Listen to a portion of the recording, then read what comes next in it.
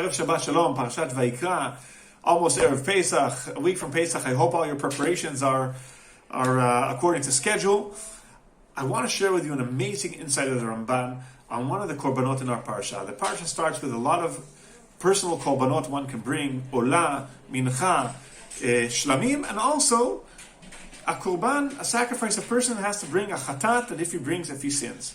Now, if a person does a regular sin, what you call any sin in the Torah, b'shogeg, that means without intention, so then he has to bring a korban chatat. And that is a fixed korban. He has to bring a goat or a sheep and as a sacrifice to atone for his sin. But there are few cases, for instance, where there's a korban olev yored. The Torah says you have to bring the sacrifice to atone for your sin, but if you don't have enough money to pay for it, for a sheep or a goat, you can bring a chicken. Or if you don't have enough money, you can bring even a lower level. You can bring just some flour and some oil, which is much cheaper. And that's what's called a korban olev yored. It goes down according to your economic ability. And the question is, in these cases, what is the common denominator of these cases that the Torah was more lenient that you can bring, that you don't have, it's not as strict when you're bringing this korban.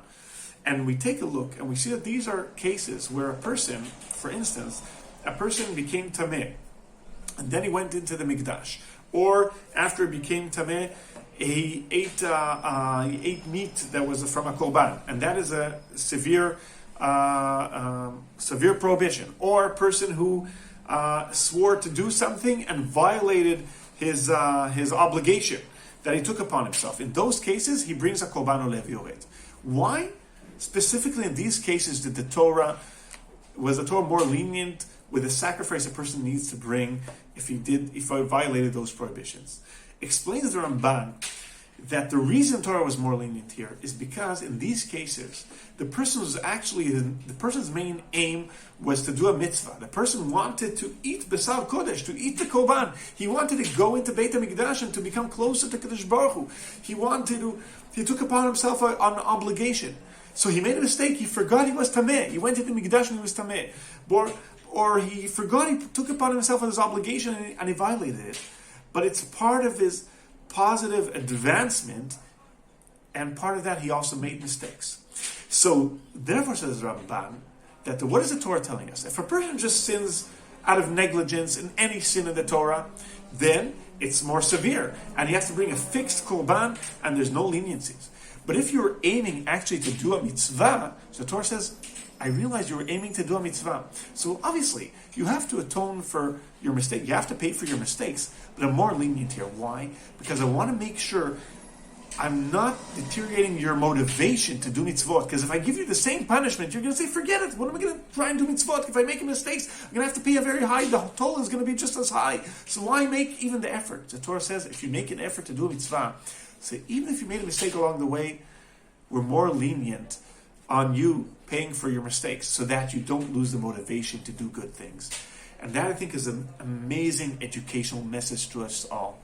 Because a lot of times when we punish or when we take upon ourselves the payments we make people pay for things, take away the whole motivation for wanting to do anything in the first place. We have to make sure that everything is balanced, that we give positive encouragement to do good things, and even when people make mistakes, obviously there are the borders, we have to pay for them, but make sure it doesn't deteriorate the motivation to keep on doing good and advancing and being better people. So may we all advance with all this, now springtime, everything goes forward, and B'ezrat Hashem, we shall all be advancing and getting to better places, B'ezrat Hashem. Wishing you all Shabbat Shalom. See you at the drasha tomorrow afternoon in the shul, Tav Yarok, B'ezrat Hashem, 4:35, B'ezrat Hashem, Drashat Shabbat HaGadol, and have Shabbat Shalom and a Chag Sameach, B'ezrat Hashem, next week.